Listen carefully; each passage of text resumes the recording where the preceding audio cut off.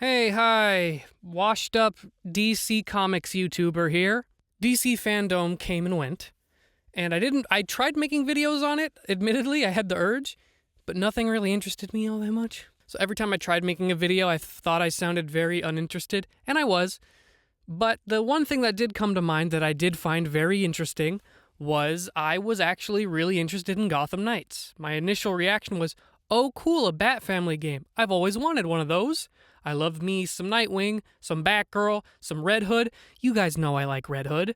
And I loved Robin, Red Robin, Tim Drake. That does look like Damian, though, I'll be real. So, color me shocked to see that a lot of the reaction I was seeing to that on Twitter was very negative. And this isn't a video where I'm going to try to make counterpoints. I'm not interested in making counterpoints if you don't like what you saw. If you don't like what you saw, that's your opinion. I'm not going to try to change that opinion.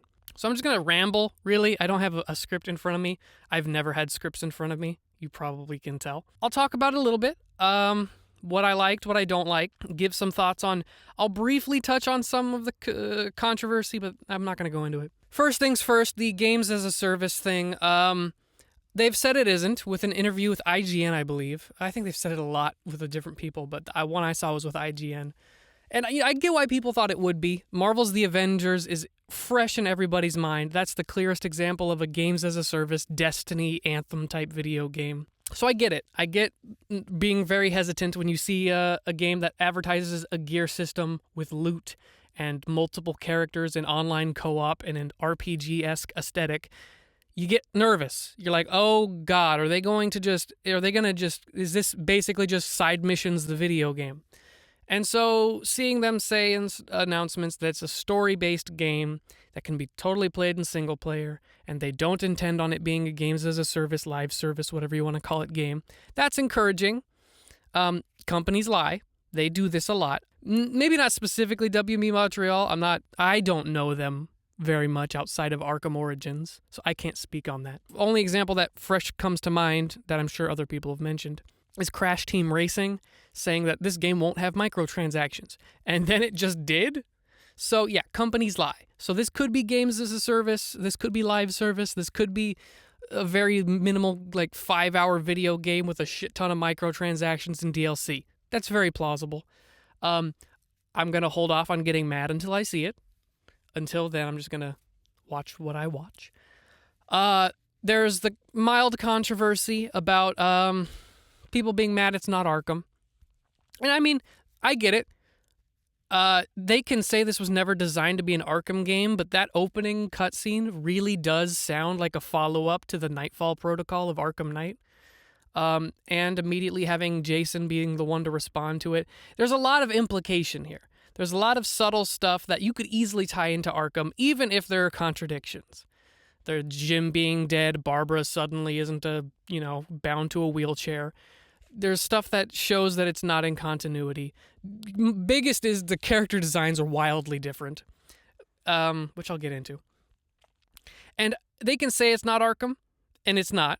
I trust, from the gameplay I've seen, that doesn't look like Arkham. It has similarities, but it doesn't look like Arkham. I don't think anyone would be confused if you put them side by side.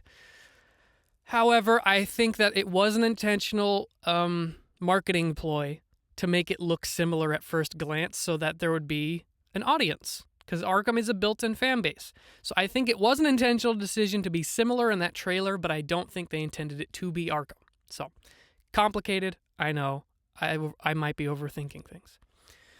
Now, I'll start off with character designs from what I see first. Let's get to what you guys really came here for. Alfred looks great. No, okay, so Nightwing, that's classic-looking Nightwing. I mean, when you think of Nightwing, this is probably the vague general character design you'd think of. If you're more of a New 52 guy, maybe that character design, but in red. It's fine. I'm more curious to see what the alternate costumes will look like, but that's a fine Nightwing design. Batgirl's two designs we see, the early and the later one, both of those look great in my opinion. Those are both really good designs for Batgirl, so A+. Tim Drake, it's interesting. We see two designs as well. We see kind of I don't want to say standard Robin. I've seen a lot of people say this is Damian-esque, and I agree. This isn't something I normally associate with Tim. So I would say that when I see reaction videos and the immediate responses of people saying, "Oh, look, Damien," I don't blame them. At the same time, we got a bow staff. Bow staffs are Tim's thing, so I feel like when you see the bow staff, that should have been a connection, but maybe Tim's just not well known. I don't know. Let's get to what I don't like. I don't like Jason's design. I don't know if it's just because they made him bulky, but there's something about the kind of generic-looking helmet, the kind of generic-looking vest, and the kind of the generic military cargo pants or whatever you want to call them. Just this doesn't do anything for me. I feel like coming off the heels of what was an admittedly very strong design choices for the Red Hood and the Arkham Knight DLC. I think that was a really solid design. I know this isn't Arkham, so comparing it to Arkham is probably flawed, but I still think that was a strong design. I'm not a huge fan of this one. We see a little bit of Batman. It's a Batman. That's the Batman. There's not a lot to say. We don't get a full view. We see the Court of Owls. They look like the Court of Owls. Mr. Freeze is very Arkham. That's another thing that I think helps with the confusion and adds to that and why people thought this was Arkham. That's Mr. Freeze. That's Arkham Mr. Freeze. So I don't blame people. The Talons, that looks like comic Talons straight out of the comics. I mean, yeah, that's a good design. Don't change what isn't broke. Gameplay-wise looks fine. I know people are mad that it doesn't have free flow, but assuming it's not Arkham, that probably wasn't going to be there in the first place, but it looks solid. This is all good stuff. I like what I'm seeing. The idea of doing co-op Batman open world stuff sounds fun. Voice cast, we do know who is playing a lot of the characters. We do know that Christopher Sean is playing Nightwing. I'm not familiar, but apparently he played a character previously in Star Wars Resistance. Maybe I'll play a clip here. Whoa, thanks, Poe, but how am I gonna get in that? Are we gonna land? We have America Young as Batgirl. America Young's been in the voice acting business for a while. She's not a well-known name, but she's been in this for a long time. She's a veteran. From what little we hear in this thing, she sounds good. Get away from my storm engine! Is that what you're calling it? You don't want to be on the roof when this disruptor goes off, trust me. That is a solid Batgirl voice.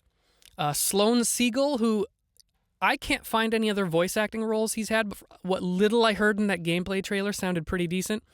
It's not a whole lot to go off of, so I can't really say anything. Those poor people. They didn't stand a chance. What I find interesting is Stephen O. Young as Red Hood. You guys would, if you played Spider-Man PS4, you would recognize that name because Stephen O. Young played Mr. Negative. Did you find what you were looking for? Martin, you're back. You get that. Thank you. And heading off again shortly, I'm afraid. Just needed a few things from my office. You must have heard about City Hall. Yes. Tragic. This is an interesting casting choice because when I think of the Mr. Negative voice, I can't easily picture that coming out of Red Hood, but voice actors usually change how that stuff goes. I'm excited to see that possibility. That seems like an interesting, really different casting choice from what we've had previously, so I'm curious to see how that is. The voice of Batman in the trailer was Michael Antonakis. I know a lot of people thought that was Roger Craig Smith because back when this was rumored to be an Arkham game, Roger Craig Smith kept hinting that there was new Batman stuff coming out.